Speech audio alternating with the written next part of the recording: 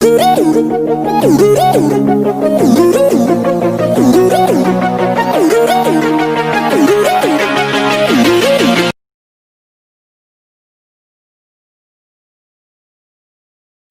Everyone, last class में हमने आपको पढ़ाया circle of flow of income. उम्मीद करता हूं आपको बहुत अच्छे से समझ में आया होगा। अगर 0% भी आपको डाउट है ना, तो आप कमेंट सेक्शन में लिख के बताओ सर मुझे ये चीज नहीं आई।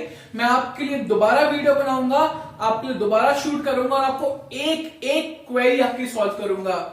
मेरे प्यारे बच्चों, मेरा सिर्फ और सिर्फ मेन फोकस यही है कि आप जब एग्जाम में जाओ और जैसे ही आपके सामने आपका क्वेश्चन पेपर आए, आप एक एक क्वेश्चन को चुटकियों में सॉल्व कर लो। और जो आपके चॉइस वाले क्वेश्चन होते हैं ना, उसमें भी आप सोचो कि ये वाला करूं या ये वाला, यानी कि आपकी जो नॉलेज है वो इतनी इन डेप्थ में आ जाए कि आप हर चीज को इजिली एक्सेस कर लो।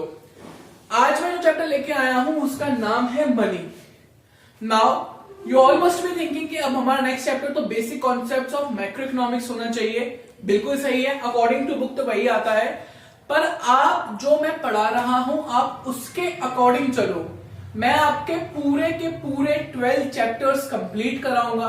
ना सिर्फ कंप्लीट कराऊंगा, ट्रस्ट मी, आप एक बार ये वीडियो देखो, आपका चैप्टर आपको कहते नहीं है बिल्कुल जड़ से मजबूत रट जाएगा। बिल्कुल आपको दोबारा बुक खोलने की जरूरत है ही नहीं। लास्ट चैप्टर में circle of flow of income में हमने पढ़ा, आज हम मनी को पढ़ने वाले हैं। इसके बाद सारे चैप्टर्स कराने के बाद मैं आपको बताऊंगा किस टाइप के क्वेश्चंस आते हैं। एग्जाम तक मैं आपके साथ रहूंगा, उस दिन तक साथ रहूंगा जब तक आपके 90+ मार्क्स नहीं आ जाएं। तो चलिए क्लास स्टार्ट करते हैं। आज का हमारा टॉपिक है मनी, यानी कि पैसा। पैसा क्या है? आप सोचोगे सर आप क्या बात कर रहे हो, पैसा क्या है? पैसा क्या नहीं है। Money is everything, almost everything. ये मैं जो वॉच पहने हूं ये क्या फ्री में मिली है? नहीं, मनी से ही आई है। मार्कर मनी से, मेरी टर्बन मनी से, क्लॉथ्स मनी से, घर कैसे बना मनी से। यानी ईच एंड एवरीथिंग जो हम परचेज कर रहे हैं वो कैसे आ रहा है? मनी से। चलिए मुझे आप एक चीज बताइए। फॉर एग्जाम्पल अगर मान लो मुझे ये बोर्ड है, ठीक है, मुझे मार्केट में जाना है और मुझे ये बोर्ड परचेज करना है। मैंने मार्केट में जाकर शॉपकीपर से पूछा ये बोर्ड कितने का है? उसने बताया इसका प्राइस 400 है। मैंने उसको 400 निकाल के दिए और मैंने ये बोर्ड परचेज कर लिया। इससे आपको क्या समझ में आया? आप कहोगे सर समझने वाली क्या बात है, ये तो उसका प्राइस ही था, जितने का था उतने का आपको मिल गया। एग्जैक्टली, बिल्कुल सही बात है। पर ये जो चीज है ना, ये पहले के जमाने में नहीं हुआ करती थी, जब मनी जैसा कोई भी कॉन्सेप्ट नहीं था। सर जब मनी नहीं थी तो फिर वहां पर ट्रेडिंग कैसे होती थी? लोग चीजों को परचेज कैसे करते थे, सेल कैसे करते थे? सो माय डियर, आप टेंशन मत लो, मैं आपको बताता हूं लोग क्या करते थे। पहले के जमाने में चलता था बार्टर सिस्टम। बार्टर वर्ड ही अपने आप में बहुत इंपॉर्टेंट है। बार्टर का मतलब होता है अपनी नीड को फुलफिल करो सामने वाली की नीड को फुलफिल करके। सर अपनी नीड को फुलफिल करो सामने वाली की नीड को फुलफिल कर, ये तो कुछ समझ में नहीं आया। देखो बच्चे, आज मैं अगर इस मार्कर को मार्केट में लेने जा रहा हूं, राइट, तो क्या मैं मार्केट में जाकर उस शॉपकीपर से ये बोलूंगा कि आप भी मुझसे कुछ सामान ले लो और तब आप मुझे मार्कर दो? नहीं, ऐसा नहीं होगा ना। आप बोलोगे सर, वो तो कहेगा भाई तू पैसे दे, मार्कर ले जा और काम खत्म। पर पहले के जमाने में ऐसा नहीं होता था। द टाइम जहां पर कोई भी कॉइन्स नहीं थे, ना कोई गोल्ड कॉइन्स थे, ना कोई सिल्वर कॉइन्स थे, कोई भी कॉइन सिस्टम नहीं था। उसके पहले क्या होता था? There was a system which is known as barter system. So in barter system there was a double coincidence bond. Double coincidence bond क्या होता है? मैं एग्जांपल देके आपको समझाता हूं। मान लो एक फार्मर है, ठीक है, उसने व्हीट प्रोड्यूस की। अब उसके घर में शादी आ गई। मान लो फार्मर की सिस्टर की बेटी की शादी है। अब उसको अपनी सिस्टर की बेटी की शादी में जाने के लिए शूज चाहिए, मतलब उसके पास प्रॉपर शूज नहीं है। अब वो क्या करेगा? वो एक ऐसे इंसान को ढूंढेगा जिसके पास शूज होंगे बेचने के लिए और जो उसके बदले में उससे व्हीट परचेस कर ले।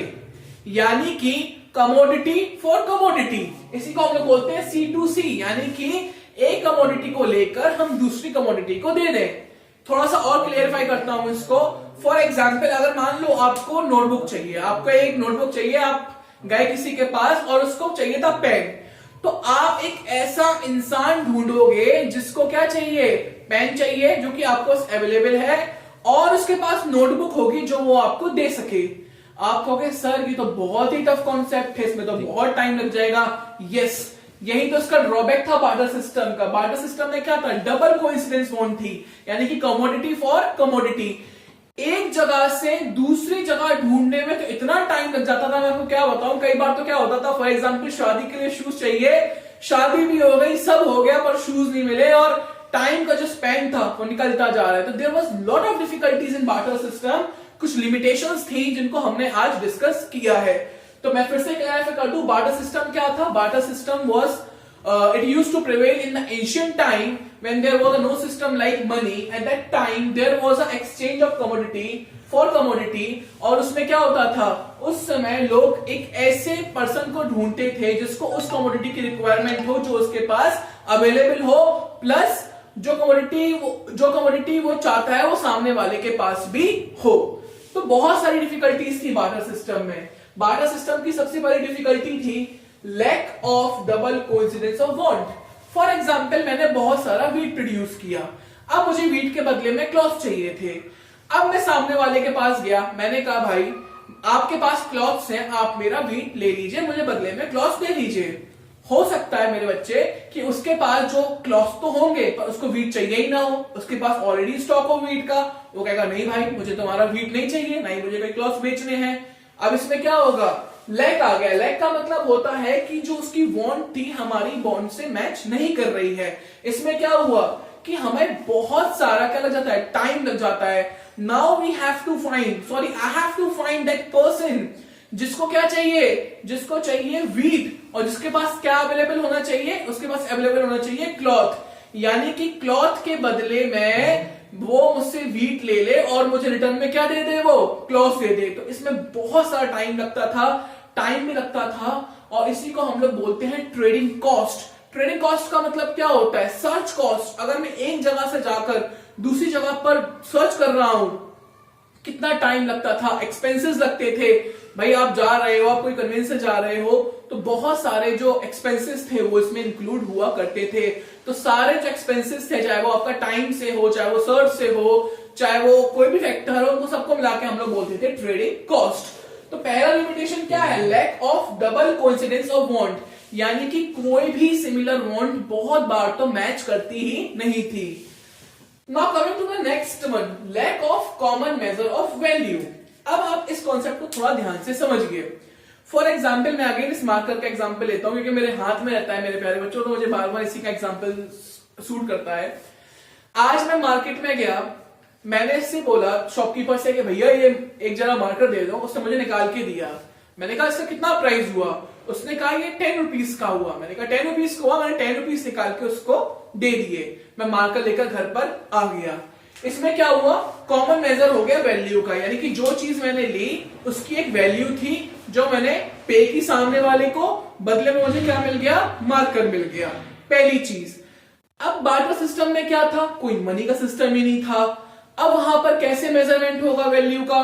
फॉर एग्जाम्पल, अगर मान लो मैं फिर से लेता हूं अपना वीट वाला एग्जाम्पल, मैंने एक ऐसे पर्सन को सर्च कर लिया जो वीट परचेस करने के लिए तैयार है मुझसे, एंड इन रिटर्न वो मुझे क्या देगा, क्लोथ्स देगा। ठीक है, मान लो मैंने उससे क्लोथ्स लिए और बदले में उसने मुझसे कहा कि आप मुझे 2 क्विंटल क्या दो, वीट दो। सोचो अगर आज के जमाने में देखा जाए तो 2 क्विंटल वीट कितने का आएगा, लगभग मान लो 2000 रुपए का। और जो उसने क्लोथ्स दिए वो मान लो थे 500 रुपीज के, अगर आज के जमाने से उसका मेजरमेंट किया जाए। अल्टीमेटली जो क्लोथ्स का प्राइस था वो काफी ज्यादा कम था as compare to my wheat, यानी the amount which I have paid indirectly in the form of wheat, it was much bigger than the amount compared with cloths, यानी कि अल्टीमेटली क्या हुआ, मुझे लॉस हुआ। So there was no common measurement of value। अब क्या होता है, अब आज के जमाने में ऐसा नहीं है। आज हर चीज की वैल्यू क्या है, हर चीज की वैल्यू फिक्स्ड है। अब आपको मैं इसमें आगे एक और चीज बताता हूं मनी के बारे में। मनी जो है उसमें सबसे बड़ा फैक्टर है मेजरमेंट ऑफ वैल्यू, यानी कि आज जो मनी है उसकी हेल्प से हम किसी भी चीज को इजिली मेजर कर सकते हैं। तो दूसरा डिसएडवांटेज क्या था बार्टर सिस्टम का? Lack of common measurement of value. Now the third one, lack of standard of deferred payment. अब आप कहोगे sir standard of deferred payment का मतलब क्या है? प्यारे बच्चों, स्टैंडर्ड ऑफ डेफर्ड पेमेंट का मतलब होता है, फॉर एग्जाम्पल आज आप सभी के रेशन शॉप्स पे जाते हो, आप सभी, आपके फादर मंथली बिल पे करते हैं, ठीक है, आपका मान लीजिए महीने में 7 या 8 हजार का बिल हुआ किसी ग्रोसरी शॉप पे, आप जाके आपने एक बार पे कर दिया, उन्होंने आपको बिल पकड़ा दिया, उन्होंने कहा ये आपका बिल है, आपने ये सामान पूरे मंथ में परचेज किया, आप बिल पे कर दीजिए। आपके फादर गए या आप गए, आपने इजिली बिल को पे कर दिया, यानी कि आपके लिए क्या हुआ, आपने फ्यूचर पेमेंट्स कर दी। पहले के जमाने में ऐसा नहीं था, there was no standard deferred payment. अब आप पूछोगे सर आप क्या बोल रहे हो?